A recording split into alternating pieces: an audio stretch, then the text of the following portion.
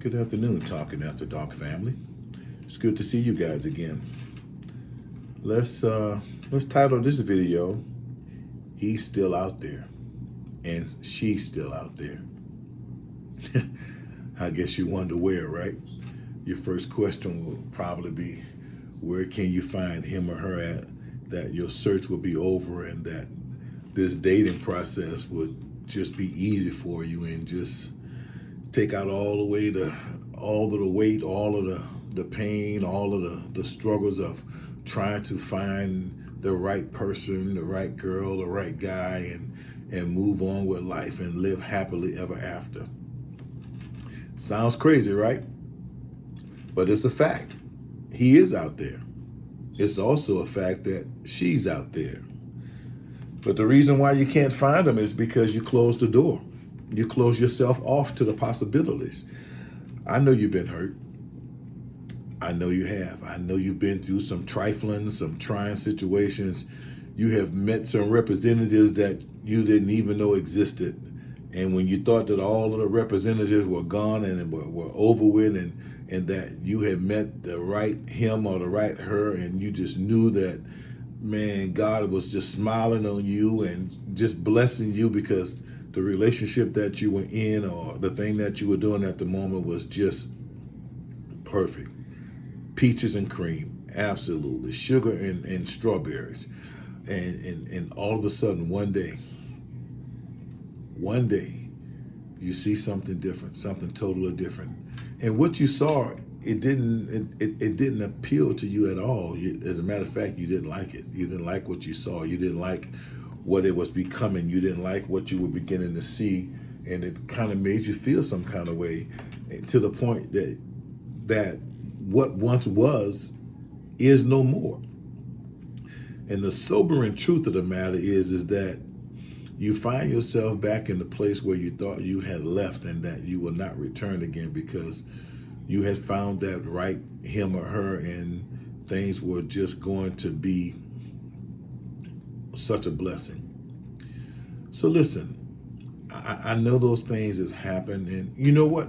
And while we're on the videos and while we're talking about hurtful, painful, dark moments, dark periods, and dark spaces, what I really like you guys to do, I really like you guys to just share with me, share with the audience, sometimes in your life where you have met someone, the right person, the right girl, the right guy, and you after you have gone through some tragic situations, after you have gone through some hurtful, painful situations, I want to hear some success stories. I want to hear from you guys about conquering the past and overcoming the past, overcoming the soul ties, overcoming the hurts and the pains and the sorrows and all those things that made you just want to quit and give up. So let's have the conversation. Just respond to the video, put it out there. Tell us about the process you went through. Tell us about what it took to get you to that level that you realized, man, that love was still out there and you were still willing to try and open yourself up for the possibilities. I know a lot of times when we shut ourselves off and we just let things go, you end up meeting him or her, and it was just so surprising to you because you weren't looking for it. It just happened. It just happened. So imagine that if you just close your mind, close your heart, close your spirit, close the opportunities off to just meeting anybody or being with anybody, how would the right person meet you? How would they know that you are for them and they're for you if you just give up, if you shut down and you just don't want to even try anymore? So we've got to get to the point that we realize that God intended for us to be happy. He intended for us to be in good relationships. He intended for us to have joy and peace in our life, not succumbing to the peace of being alone or having to be by ourselves, having to grow old by ourselves. That's not the kind of peace that I think he intended for us. I think he kind of intended of a more joyous peace, a peace of an evolution of two people evolving together, regardless of the age that you are. but two people evolving together, two forgiving people that have been hurt before and pained before and have gone through so much stuff that they just wanted to shut down. They just wanted to give up. But they hung in there. And they found out on the other side that God had a blessing for them beyond their imagination. And that's what I want to hear from you guys. I want to hear about those things that have happened to you when you thought it was over and you thought that love was gone and that you will never see it again. Share with the audience those things so that they can see that the possibilities of hanging in there. Not to the point that you have to go out there looking for it, because you really don't. Real love, true love, it will find you. I promise you. If you go looking for it, you're going to find a whole lot of stuff out there. But if you let it find you, and I promise you it will. But you have to stay open. You have to stay engaged. That doesn't mean that you jump in a relationship every time every Tom, Dick, and Harry that comes your way. That's kind of not what it means. You are gonna have to learn how to follow your spirit. You're gonna have to learn how to hear from God. You're gonna have to learn how to know what those inclinations are and those inklings and those things that move you, that make you do things that you would normally do or wouldn't ordinarily do. Even to the point of seeing people that you would not normally date. Sometimes we have this idea about what he looks like or what she looks like and what they bring to the table. Sometimes some of that stuff just don't matter. It really don't. Most of us at this age in this audience, we have our own jobs, our own homes, our own cars, our own money. So you're not really looking for somebody to bring all that to. You want somebody to grow old with. You want somebody you can talk to, you can share with, you can travel with, you can do things with. The things that were important at 20 and 30 and 40 years old, at this age, I don't think any of us want to die alone. I don't think any of us want to be sick and injured or to the point that we can't even wipe our own behinds if we had to, or get out the bed to fix our own soup. We don't think we need anybody, but we really do. We all need someone there in our lives.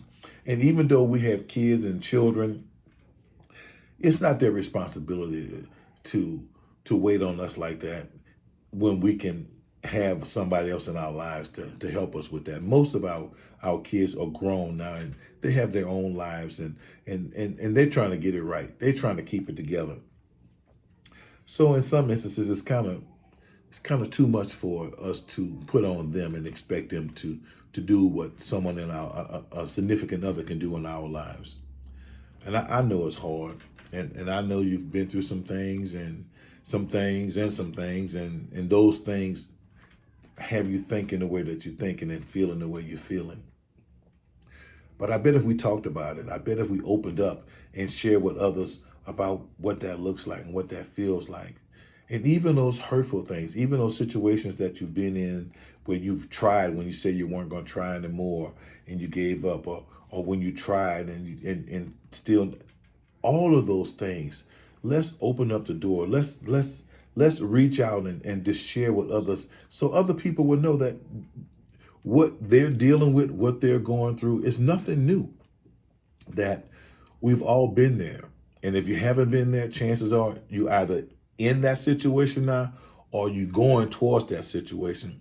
So hearing other people's stories, hearing other people's triumphs is enough to allow us the energy and the resources to move differently, to see things a different way.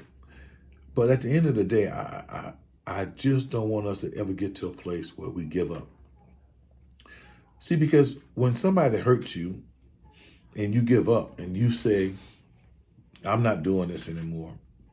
I'm done with guys. I'm done with girls. I'm done with dating. I'm just going to resolve to be by myself and I'm just going to let it do what it do. Really? You don't have to do that.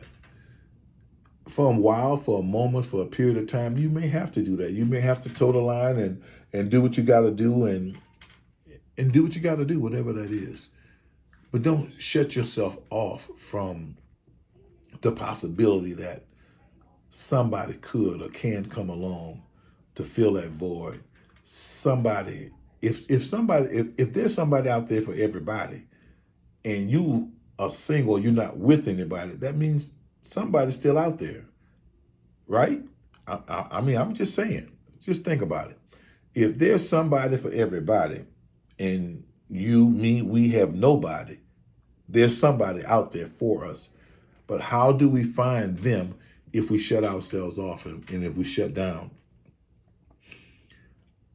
I just want us to remember to just yet live in spite of whatever those things that have hurt us, whatever those things are that have pained us, whatever those things are that have changed us, not maybe not so much for the good, but just have changed us and made us somewhat bitter and somewhat of a recluse and somewhat taken us out of the game.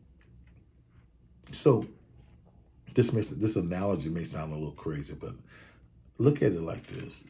You're driving along the street, and along the highway that you're driving, there's many traffic control devices.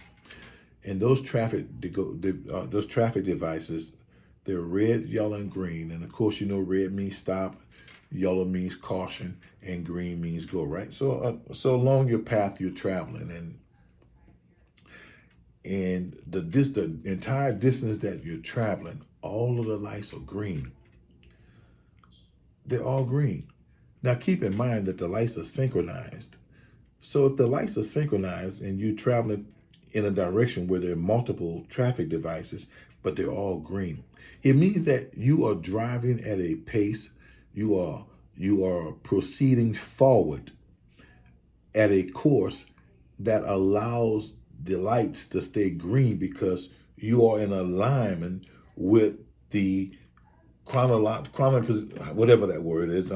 But you know what I'm saying. The words are synchronized, so you're in sync with what that looks like. You're in sync with the light. So as you're traveling along your path, the light stays green the whole way. That's a good thing because that means you are now moving in a direction at a pace and a speed which is conducive for you to have free flow. Now, on the other hand, look at it like this, that you're traveling in the same direction, but you're catching every red light.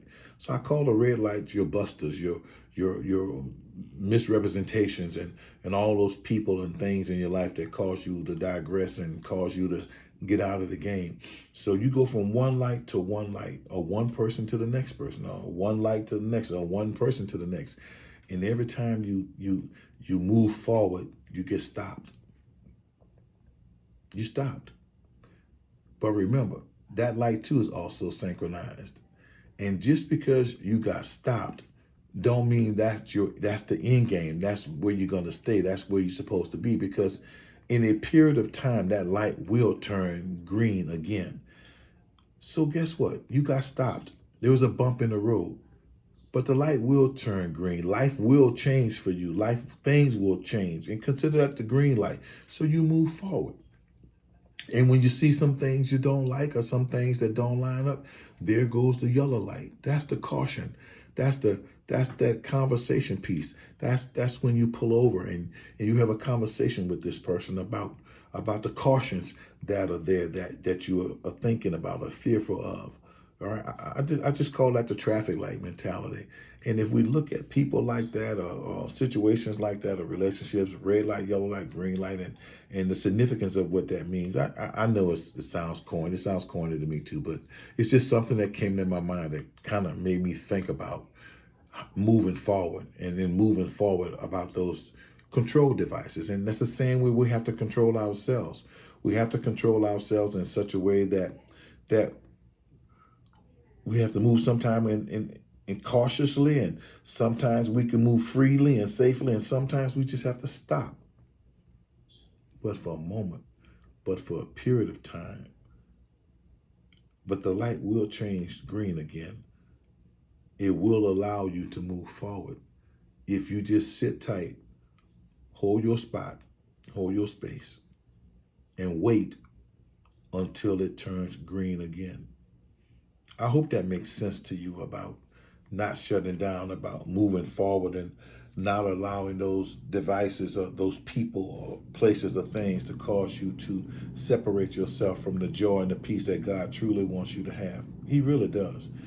I would love for you guys to just communicate with me, just talk about moving forward and what that looks like. Even if it hurts, we have to find some kind of way to move forward, because if we don't, then we just stuck. We stuck. We don't need to be. We good people. God intended for us to have life and have it more abundantly. So let's not take away from ourselves what God is trying to give us because somebody else hurt us, because somebody else did us wrong, because somebody else sent the wrong representative. That's them. Judge them according to their deeds, but don't judge everybody that way.